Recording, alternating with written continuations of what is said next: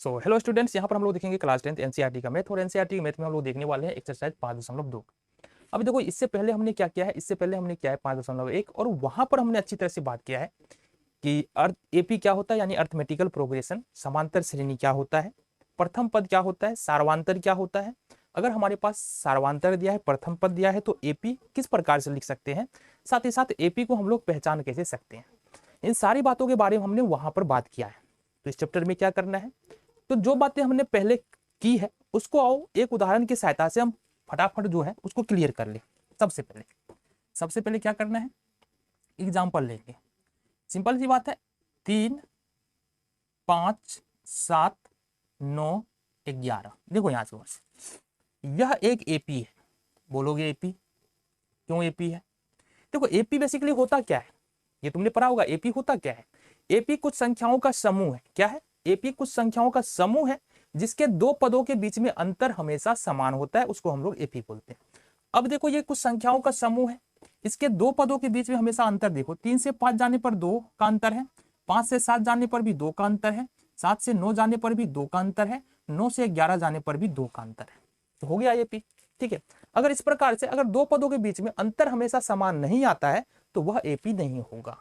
जैसे हम अगर बात कर ले, अगर हम लेते हैं 2, 5, 8, 12, 15, यहां देखेंगे 2 और 5 के बीच में अंतर 3 का है, 5 और 8 के बीच में अंतर 3 का है, 8 और 12 के बीच में अंतर 4 का है, 12 15 के बीच में अंतर 3 का है।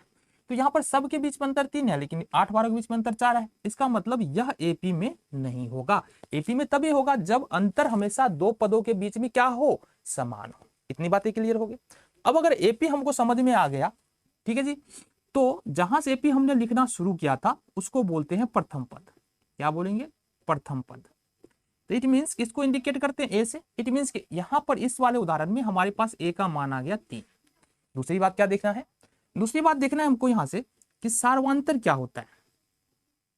सार्वांतर क्या होता है, इसको अपन सूचित करते हैं डी से। जो अंतर दो पदों के बीच में जो अंतर है उसी को हम लोग सार्वांतर बोलते हैं। क्या बोलेंगे? ये है हमारा 2। एक बात और समझ लो, यहां पर प्रथम पद इस प्रकार से लिखते हैं हम लोग, A1 प्रथम पद, A2 दूसरा पद, A3 तीसरा पद, A4 चौथा पद, A5 पांचवा पद। इस प्रकार से हम लोग लिखते हैं। और जब सार्वांतर निकालना होता है तो हम A2 माइनस A1 करते हैं बराबर में, A3 माइनस A2 करते हैं बराबर में, A4 माइनस A3 करते हैं बराबर में, A5 माइनस A4 करते हैं। सार्वांतर हमको इस तरह से मिलता है। तुम कहीं से भी, अब देखो एपी अगर चेक करना है ना कि जो भी संख्याओं का समूह दिया है वह एपी में है या नहीं है, तो हमको ये पूरा अंतर निकालना पड़ेगा। जितना भी टर्म दिया हुआ है ना, सबका अंतर निकालना पड़ेगा इस तरह से। लेकिन अगर सिर्फ सार्वांतर याद करना है तो कोई भी दो टर्म बाद वाले टर्म में से पहले वाला टर्म बाद वाले पद में से पहले वाले पद को क्या करना है, सब्सट्रैक्ट कर देंगे, सार्वांतर आ जाएगा। ठीक है, बातें क्लियर हो गई। चलो, देन नंबर ऑफ टर्म होता है पदों की संख्या। पदों की संख्या, इसको अपन सूचित करते हैं एन से। अगर नंबर ऑफ टर्म की बात करें, 1 2 3 4 5, कितने पद हैं यहाँ पर? 5 है। इसमें भी दिक्कत नहीं है। अब हम बोले कि एपी का ये जो है 7 तीसरा पद है, ये 9वां पद है। हम बोले इसी तरह से जाते जाते जाते जाते 15 भी कहीं आएगा इस एपी में। अब ये नहीं पता हमको 15 जो है कौन सा पद है, हम बोल दिए इसको ये एनवा पद है। कौन सा पद है? एनवा पद है। ठीक है जी। तो मतलब कहने का ये हुआ कि ये जो ए एन लिखा हुआ है ये भी नंबर ऑफ टर्म ही है, नंबर ऑफ टर्म ही है ना। ठीक है जी। तो यहां पर हम बोल सकते हैं एक होता है हमारा ए एन मतलब एनवा पद। ठीक है, इतनी बातें तुमको समझ में आ गई है। इस चैप्टर में क्या देखना है, ये तो पीछे वाले चैप्टर का था। इस चैप्टर में क्या देखना है उस पर भी आते हैं, लेकिन उससे पहले एक बात और समझो बात को।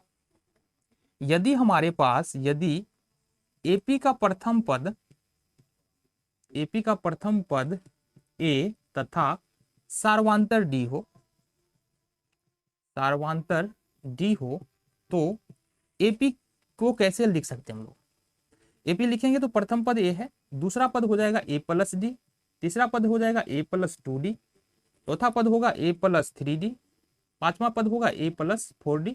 इसी तरह से होते होते आगे तक हम जा सकते हैं। अगर इसी पैटर्न पे चले ना, अगर हम इसी पैटर्न पे चले तो यहां पर जो है अगर हम लिखते हैं एनवा पद, ठीक है, एनवा पद, एपी का एनवा पद, ठीक है। तो ये होगा ए एन और इसको लिखेंगे ए प्लस एन माइनस 1 इंटू, ये हो गया तुम्हारा। कहने का क्या मतलब है, अब जो है ये वाला एक्सरसाइज जो है पूरा पूरी इसी फॉर्मूला पे हमको चलने वाला है, तो इसको हमको अच्छे से समझना पड़ेगा। ए एन बराबर A plus N minus 1 into D का मतलब क्या होता है, समझो बात को। ए एन का मतलब क्या है, ए एन का मतलब है एन के जगह पर कुछ भी हो सकता है तुम्हारा। सपोज हमारे पास जो ये एपी था, ठीक है जी, ये देखो ए3 लिख रहे हैं ना, मतलब तीसरा पद की बात कर रहे हैं। ए एन लिख रहा है मतलब यहाँ पर एनवा पद का यहाँ पर बात किया जा रहा है। इस वाले फॉर्मूले में भी देखेंगे तो कुल मिला के चार वेरिएबल्स है, चर बोलते हैं जिसको, 4 वेरिएबल्स है। एक तुम्हारे पास ए एन है, दूसरा ए है, तीसरा एन है और चौथा डी, मतलब 4 मान तुम्हारे पास है। अब इन 4 मानों में से कोई 3 मान तुमको दिया रहेगा, चौथा मान तुमको निकाल सकते हो। अगर 3 मान दिया है तो चौथा मान तुम इजिली निकाल सकते हो। कैसे, समझो बात को। प्रश्न संख्या पहला का पहला नंबर एक्सरसाइज 5.2 में जाएंगे तो ए का मान यहाँ पर 7 दिया है, डी का मान यहाँ पर 3 दिया है, एन का मान यहाँ पर 8 दिया है। बोल रहा है बाबू ए एन बराबर निकाल के बता दो। तो अगर हम यहाँ पर देखो ए एन निकालने के लिए बोल रहा है ना, एन का मान कितना दिया 8, तो ए एन नहीं निकालना है, हमको निकालना है ए 8 कि नंबर ऑफ टर्म कितना है 8 है ना। तो यहाँ पर हम जानते हैं अभी अभी हमने पढ़ा है ए एन बराबर होता है A plus N minus 1 into D, ये होता है ना, अभी अभी तो बताया हमने। अब एनवा पद निकालना है या फिर बोले नंबर ऑफ टर्म 8 है तो ए 8 निकालना है हमको। ए 8 निकालेंगे, ए का मान कितना दिया है 7 दिया है। अब एन का मान कितना है, एन का मान अभी भी बताया ना 8 और माइनस में 1 कर देंगे। डी का मान देखो यहाँ से 3 दिया है यहाँ पर, ठीक है जी। अब इसको सोल्व करते हैं।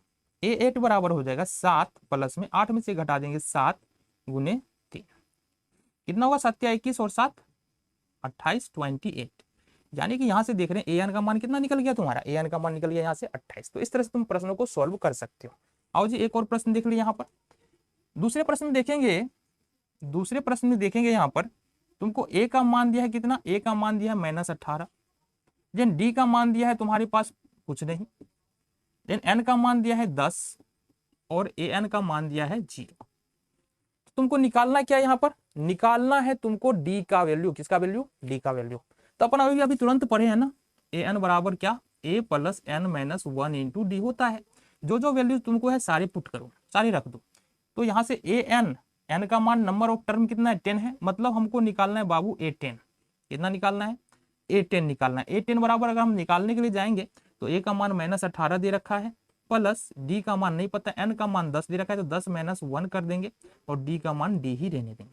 साथ ही साथ ए 10 का मान भी दिया है, ए एन दिया है 0, मतलब क्या है ए 10 0 दिया है तो ये हो गया 0, ठीक है।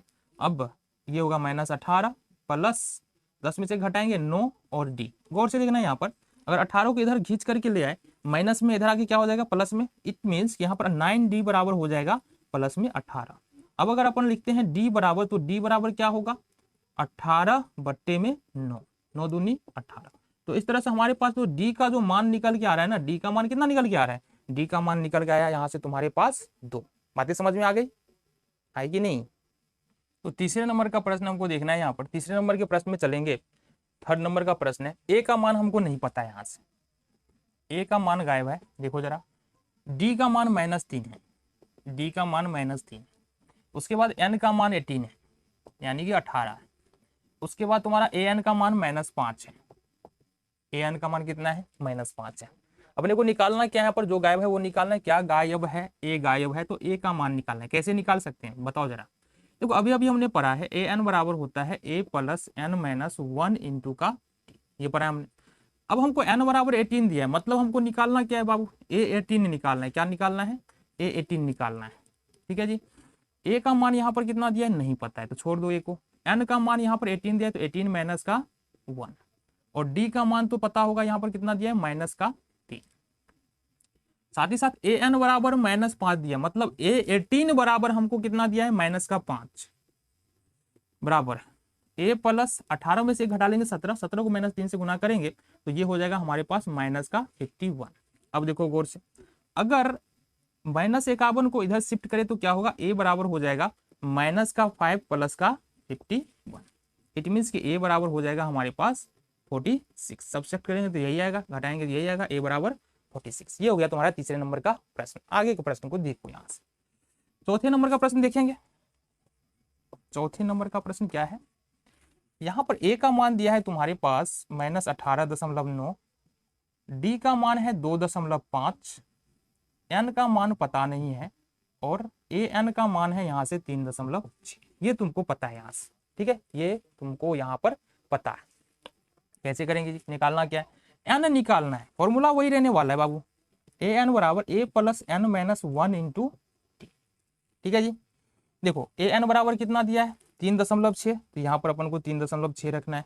a का मान कितना है माइनस का 18.9, प्लस का n का मान दिया है क्या, n का मान नहीं है तो n माइनस 1 कर लेंगे, और d का मान यहाँ पर दिया है गुना में 2.5। क्लियर है, यहाँ से देखो ये -18.9 है, इसको अगर इधर शिफ्ट करेंगे तो इधर इसके साथ आगे प्लस में हो जाएगा, मतलब ये हो जाएगा हमारे पास n-1 इंटू में 2.5 बराबर 3.6 प्लस में 18.9, ये हो जाएगा हमारे पास। यहाँ से देखेंगे, अब मल्टीप्लाई कर लो, n को यदि 2.5 से करेंगे तो ये होगा 2.5n माइनस में 2.5, 2.5 को -1 से गुना करेंगे तो 2.5। अब देखो यहाँ से 3.6 और 18.9 इस दोनों को ऐड करेंगे तो ये होगा 22.5 यानी 22.5। आगे देखो इधर, आगे देखो यहाँ से, अब हमारे पास फाइनली बच क्या रहा है बाबू, बच क्या रहा है, देखो यहाँ से 2.5n माइनस 2.5 बराबर 22.5। इसको अगर इधर अपन शिफ्ट कर दे, माइनस में इधर आके क्या हो जाएगा प्लस में, इट मीन्स कि हमारे पास बच रहा है 2.5n बराबर में 22.5 और प्लस में 2.5। इसका मतलब 2.5n बराबर हो जाएगा हमारे पास 25। कितना हो जाएगा, 22.5 और 2.5 को ऐड करोगे तो कितना होगा 25 हो जाएगा।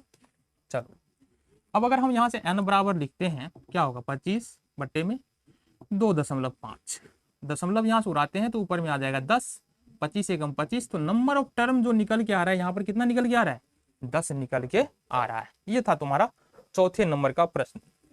नेक्स्ट देखेंगे 5वें नंबर का प्रश्न क्या कह रहा है, a का मान यहाँ पर दिया है 3.5, देन d का मान यहाँ पर है तुम्हारे पास 0, n का मान है 105 और an यहाँ पर हमको निकालना है। देखो अभी फॉर्मूला वही फॉर्मूला उपयोग करना है। an बराबर क्या होता है a plus n minus 1 into T, ये होता है तुम्हारा।